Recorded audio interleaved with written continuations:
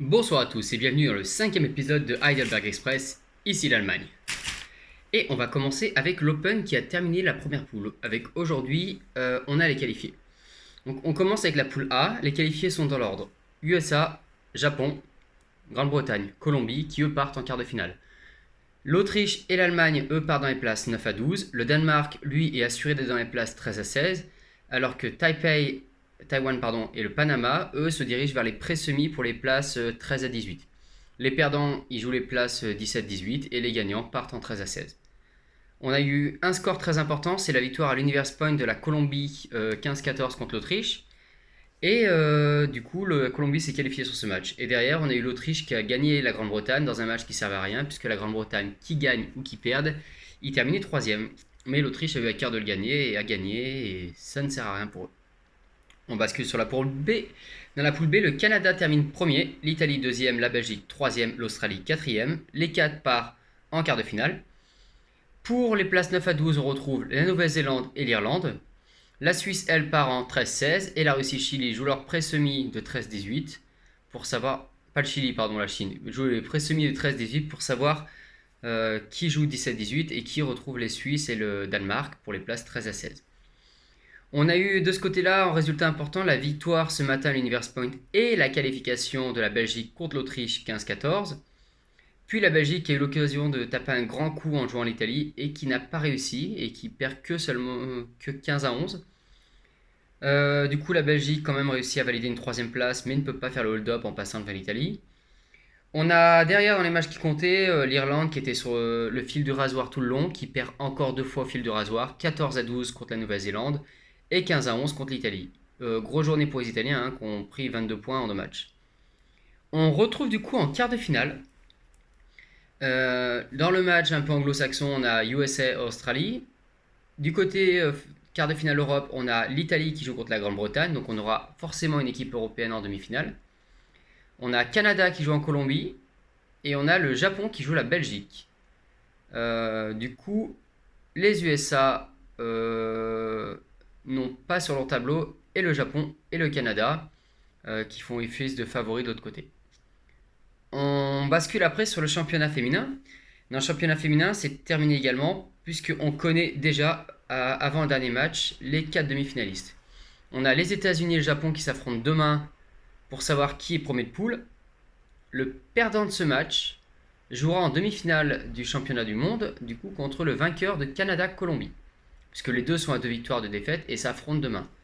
Et le perdant de ce match, du coup, se retrouve du Canada-Colombie, se retrouve à jouer normalement le vainqueur des États-Unis-Japon. De toute façon, les deux sont pas un cadeau. On a pour l'Italie et l'Allemagne, c'est terminé. Les deux sont à 0 victoire, ils peuvent plus revenir. Et ils joueront contre la Suisse, qui est déjà qualifiée pour les matchs 5 à 8. Et la Nouvelle-Zélande, attention, s'ils gagnent contre l'Irlande. S'ils gagnent pas contre l'Irlande, ils peuvent quand même passer si JB perd contre la Suisse. Par contre, si JB gagne la Suisse, il peut y avoir une triangulaire si Nouvelle-Zélande perd contre l'Irlande, avec Irlande, Nouvelle-Zélande, JB. Grande-Bretagne a gagné 15 à 7 contre l'Irlande, donc normalement c'est la Grande-Bretagne qui devrait passer sur la triangulaire, vous savez, la règle des Français. Sauf si il y a un score encore plus large qui se passe. Donc on n'est pas à l'abri, mais pour le moment, il y a quand même de grandes chances pour la Nouvelle-Zélande. Ils ont leur match en main contre l'Irlande. Et si ça passe pas, il faut quand même que JB aille gagner la Suisse, donc Suisse, Nouvelle-Zélande, Italie, Allemagne. Dans la division mixte, on va commencer par la division du Japon. Le Japon et la Pologne sont qualifiés. Et derrière, il y a une course, puisqu'il y a une triangulaire entre la Suède, Singapour et l'Australie. Donc, la Suède et l'Australie se jouent en demain. Un des deux est sûr d'être qualifié. Et Singapour, normalement, devrait se qualifier, puisque eux, ils jouent la Colombie. Et il devrait y avoir du dégât entre les autres matchs. Le Japon, lui, il affronte la Pologne pour la première place. Les deux sont à 4 victoires et une défaite. Le vainqueur de ce match-là, quoi qu'il arrive, il est premier. On saura du coup par conséquent les quarts de finale.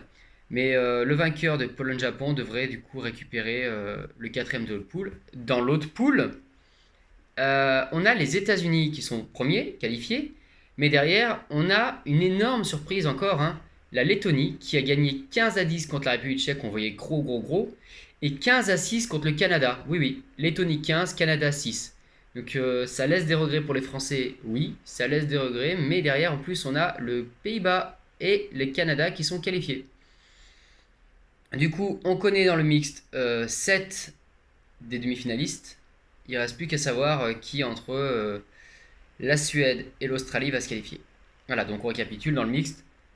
Pas demi-finaliste, un quart de finaliste. Dans le mix, on a Japon, Pologne, USA, Lettonie, Canada, Pays-Bas, et derrière ceux qui sortent de Suède, Singapour, Australie.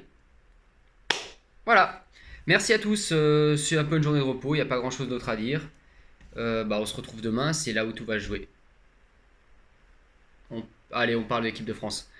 Du coup, l'équipe de France, ils se sont retrouvés contre Hong Kong. Et il n'y a pas eu de match. En fait, ils sont rentrés directement dedans.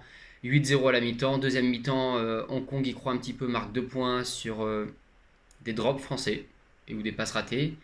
Ils enchaînent, ils arrivent à marquer. La France redresse et puis termine le match proprement 15-3. Demain, le match qui les attend, c'est la Chine. La Chine est encore moins forte que Hong Kong. Donc pas d'inquiétude à ce niveau-là.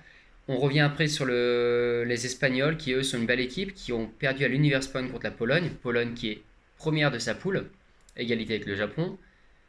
Et du coup, la Pologne a fait un match qui était bon contre l'Espagne. L'Espagne a un jeu qui est rapide, qui lance pas mal de longues et qui joue.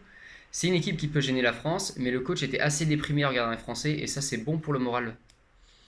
Du coup, il y aura un match intéressant à ce niveau-là. Derrière, la France devrait remonter dans les places 13 à 16. Et dans les places 13 à 16, on devrait retrouver normalement l'Italie qui était pas mal, qui a tenu tête au Canada. Et par contre, la Grande-Bretagne qui était correcte aussi, mais qui n'est pas du niveau de la France. Voilà. Merci à tous, bonne soirée à demain.